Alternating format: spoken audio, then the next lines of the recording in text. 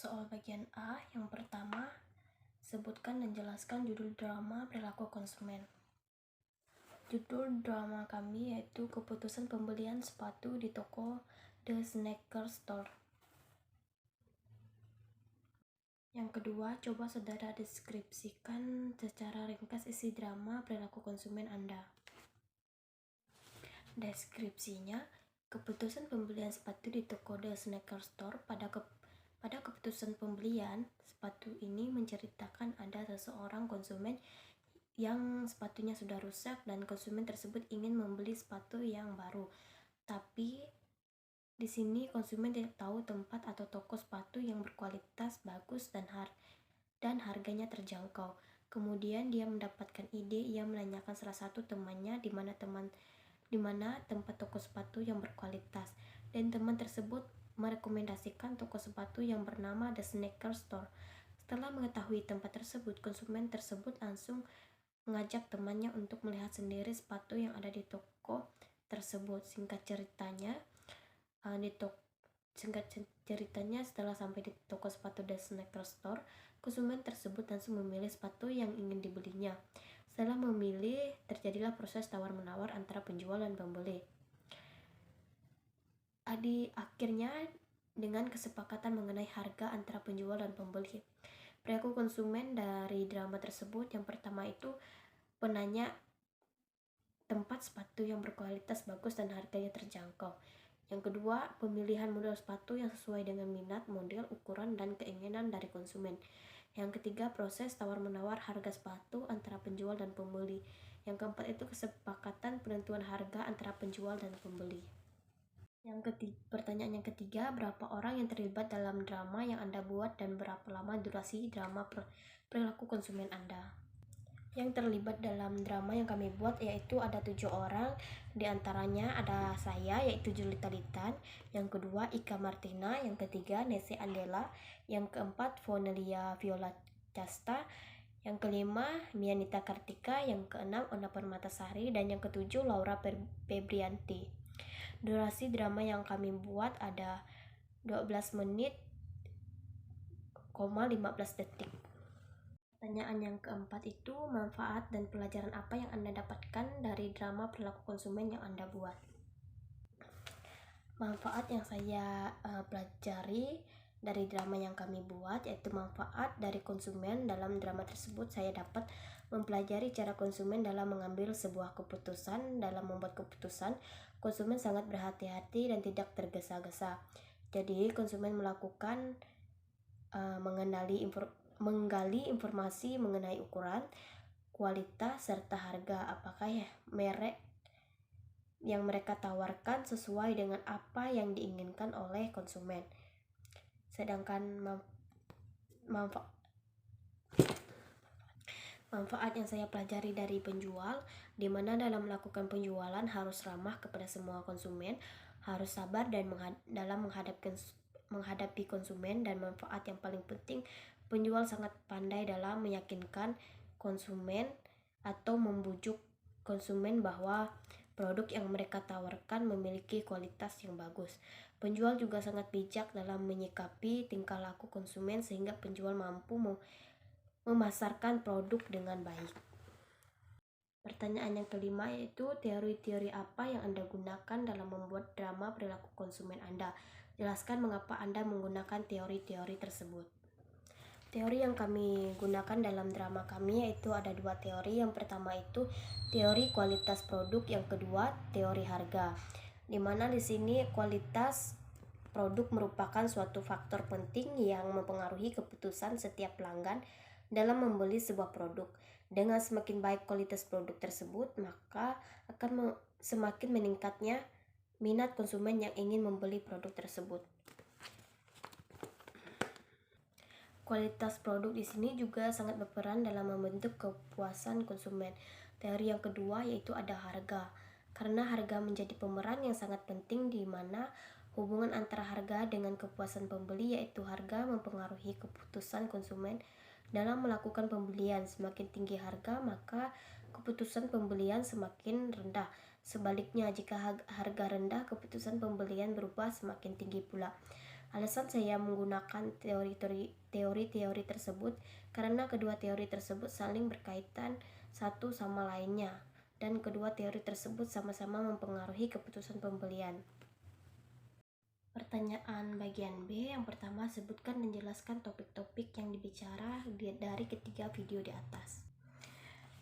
Untuk pembahasan video yang pertama itu, topik yang dibahas mengenai persepsi.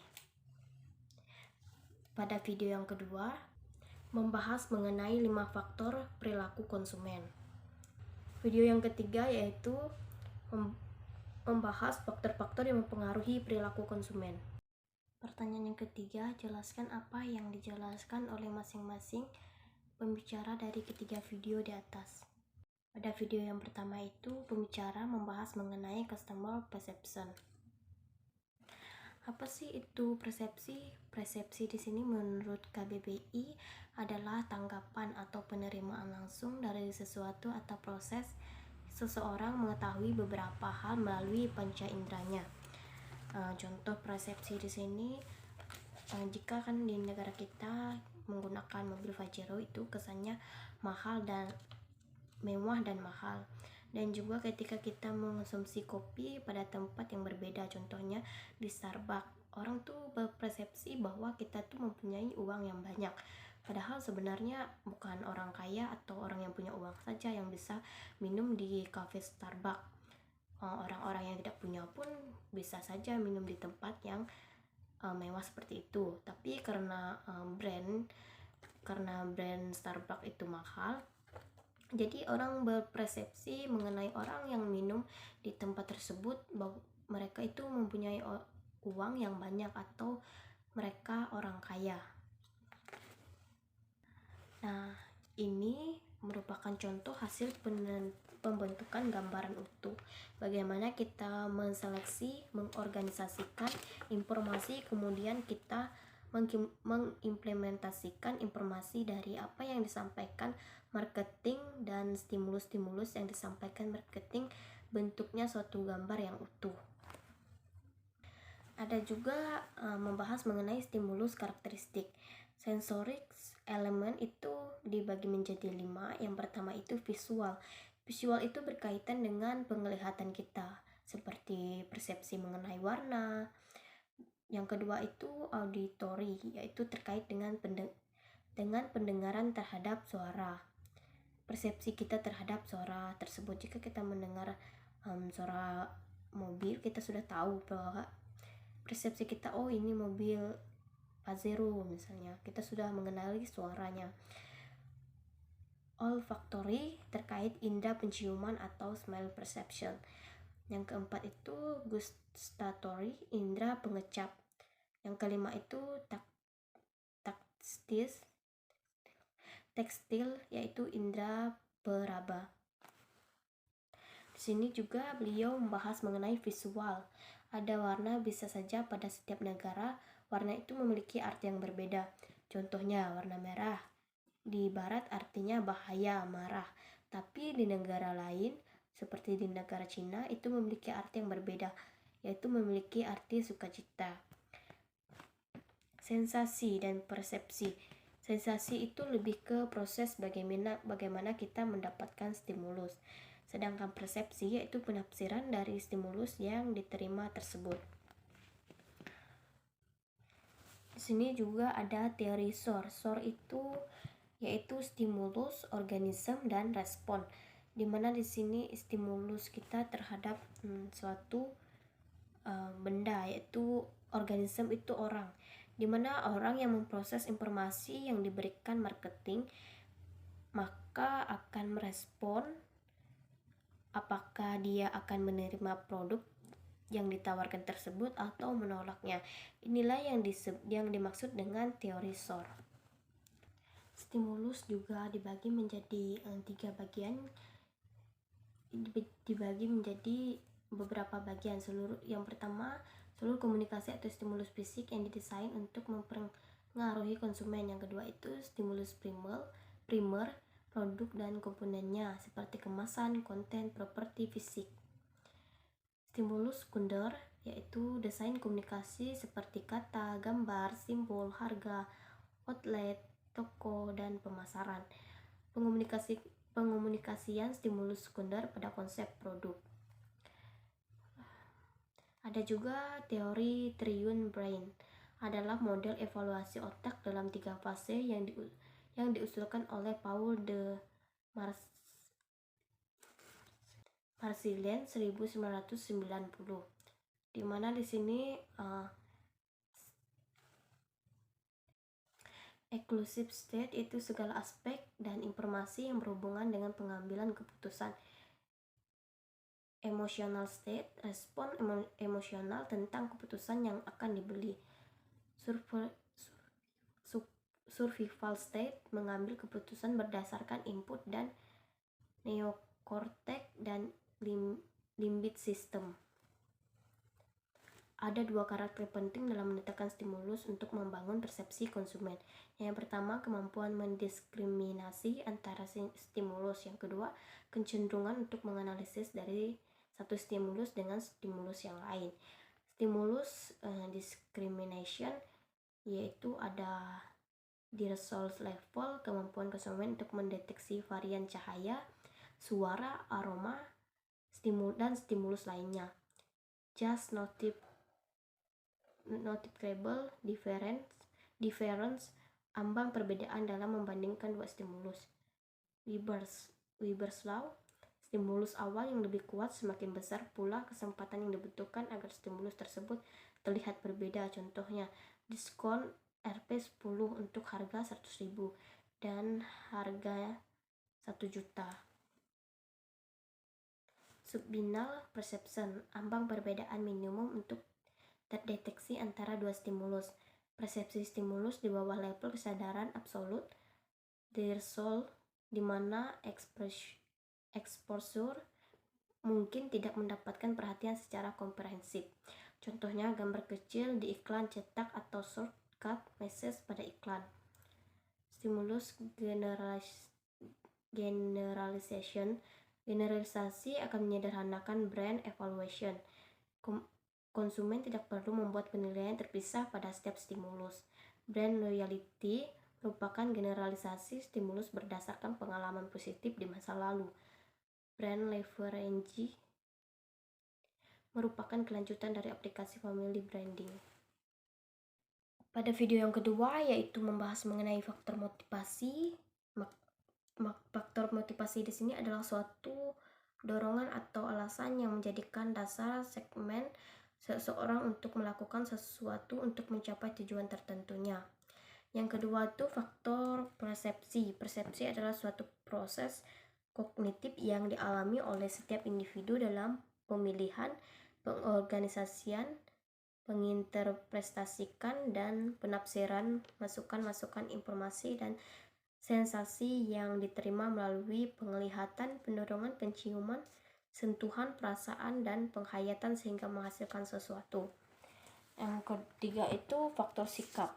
Sikap merupakan tanggapan perasaan konsumen yang bisa berupa perasaan suka atau tidak suka terhadap suatu objek tertentu. Misalnya, bagaimana sikap konsumen terhadap kinerja produk, bagaimana sikap konsumen terhadap produk tersebut. Yang keempat, mereka membahas mengenai faktor kepribadian. Kepribadian sini merupakan ciri-ciri kejiwaan dalam diri yang menentukan dalam mencerminkan bagaimana seseorang merespon terhadap lingkungan. Penekanan dalam definisi ini adalah pada sifat-sifat dalam diri atau sifat-sifat kewajiban, yaitu kualitas yang membedakan suatu individu dan individu lainnya. Kepribadian cenderung mempengaruhi pilihan seseorang terhadap produk. Sifat inilah yang mempelajari cara konsumen merespon usaha promosi dan pemasaran dan kapan, di mana, bagaimana mereka mengonsumsikan produk dan jasa tersebut. Faktor yang kelima yaitu gaya hidup. Gaya hidup adalah suatu pola atau cara individu mempromosikan atau mengaktualisasikan cita-cita, kebiasaan, hobi, opini dengan ingatannya melalui cara yang unik yang menyimbolkan status dan peran individu bagi lingkungannya. Dan video yang ketiga itu membahas mengenai perilaku konsumen menurut para ahli. Menurut Philip Kotler 2007 mendefinisikan perilaku konsumen merupakan studi cara tanggung individu, kelompok, dan organisasi menyeleksi, membeli, menggunakan, dan posisikan barang atau pengalaman untuk memuaskan kebutuhan dan keinginan mereka. Ada juga materi mengenai faktor yang mempengaruhi perilaku konsumen. Di sini dibagi menjadi beberapa faktor. Yang pertama itu faktor budaya. Faktor budaya di sini merupakan faktor-faktor kebudayaan mempunyai pengaruh yang sangat mendalam terhadap perilaku konsumen. Pemasaran harus memahami peran yang dimainkan oleh kultus, subkultus, dan kelas pembelian. Yang kedua ada faktor pribadi. Keputusan seorang pembeli juga dipengaruhi oleh faktor pribadi, yaitu karakter pribadi, yaitu usia pembeli dan tahap siklus hidup pembeli, pekerjaan, kondisi ekonomi, gaya hidup, serta kepribadian dan konsep pembelian. Yang ketiga itu ada faktor sosial. Faktor sosial merupakan perilaku seorang konsumen yang dipengaruhi oleh faktor sosial seperti perilaku kelompok, acuan, kelompok referensi, keluarga, serta peran status sosial dan konsumen. Faktor yang keempat itu ada faktor psikologis. Pilihan seseorang pembeli dipengaruhi oleh 4 psikologis utama, yaitu ada motivasi, persepsi, pengetahuan, dan lainnya. Di sini juga membahas mengenai materi perilaku konsumen yang dipengaruhi dari stimulasi pemasaran berupa bauran pemasaran, meliputi ada produk, harga, promosi, saluran distribusi. Di sini produk merupakan perencanaan dan pengembangan produk. Bagian ini penting dalam lingkungan karena perusahaan ditunjukkan untuk menghasilkan dan menawarkan produk yang bernilai sesuai dengan suara konsumen. Yang kedua ada harga. Harga merupakan suatu produk dapat dikatakan sebagai alat pemasaran yang begitu penting dibandingkan dengan pemasaran lainnya. Hal ini disebabkan misalnya perubahan harga suatu produk akan mengakibatkan perubahan kebijakan saluran distribusi dan promosi, meskipun disangka bahwa suatu tingkat harga harus mampu menutupi biaya pemasaran. Yang ketiga itu ada promosi. Di sini promosi merupakan usaha untuk mendorong, mengingatkan penjual. Yang tampak paling agresif adalah dengan cara promosi dasar, pengembangan promosi, dan komunikasi. Yang keempat itu ada saluran distribusi. Saluran distribusi di sini merupakan bagian dari proses pengembangan akhir untuk mencapai pasar sasaran bagi perusahaan yang sebelumnya produk diselesaikan. Manajemen harus menentukan metode apa yang harus digunakan untuk mengantarkan produk ke pasar tersebut. Pertanyaan yang keempat, manfaat dan pelajaran apa yang Anda peroleh dari menonton ketiga video di atas? Manfaat yang saya pelajari dari ketiga video di atas yaitu saya dapat memahami perilaku konsumen dalam bisnis, dapat membantu perusahaan untuk menggunakan strategi pemasaran yang tepat sehingga menghasilkan proses keputusan pembelian oleh konsumen. Dengan demikian, saya juga dapat memahami perilaku konsumen. Kita dapat melakukan evaluasi bisnis serta merancang strategi pemasaran kepada konsumen yang tersegmentasi. Selanjutnya, saya juga manfaat yang saya dapatkan, saya mengetahui mengenai perilaku konsumen yang dipengaruhi dari stimulus pemasaran berupa bauran pemasaran itu ternyata dibagi menjadi beberapa faktor. Yang pertama itu ada faktor produk, harga, promosi, dan saluran distribusi. Saya juga memahami faktor utama yang mempengaruhi perilaku konsumen itu ternyata dibagi menjadi 4 faktor, yaitu ada faktor budaya, pribadi, faktor sosial, dan faktor psikologis. Pertanyaan bagian C, sebutkan tugas-tugas yang sudah Anda kerjakan selama Anda kuliah perilaku konsumen. tugas-tugas yang sudah saya kerjakan. Yang pertama itu ringkasan link video dengan topik memahami dinamika perilaku konsumen. Tugas yang kedua, ringkasan link video Instagram Bapak mengenai topik marketing 5.0.